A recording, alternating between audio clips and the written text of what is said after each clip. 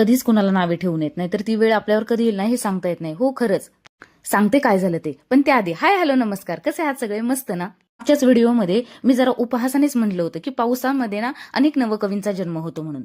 काल सायंकाळी कातरवेळ म्हणजे मनाला अस्वस्थ करणारी सायंकाळची वेळ, अशाच एका कातरवेळी धुंद करणारा पाऊस चालू झाला आणि असंच खिडकीतून मस्तपणे पाऊस बघत असताना मला पण सुचली ना राव कविता.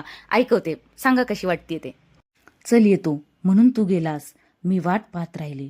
पाहता पाहता वाट तुझी विरहाचे एक गीत झाले.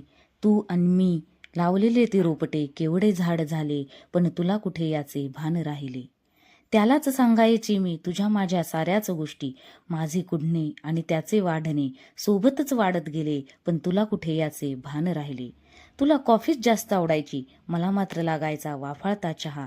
तुझ्या विरहात मग मी कॉफीचे मगच्या मग रिजवायचे, पण तुला कुठे याचे भान राहिले. त्या आपल्या रोपटाचे केवढे झाड झाले, गोड फळ आज त्याचे खाली पडले. आनंदाने उड्या मारत मारत म्हणाले, तो आलाय तो येतोय. वर वर डोकावून या वाटेवर येताना मी त्याला पाहिले, पण तुला कुठे याचे भान राहिले. शेवटी तू आलास, तू पाहिले आणि पुन्हा जिंकून घेतले सारे. मी ठेवली कॉफी, तू मात्र चहा मागितलास. हा आपला सूर पाहुणे विरहाने मात्र तोंड पाडले, पण याचे आम्हाला कुठे भान राहिले, पण याचे आम्हाला कुठे भान राहिले.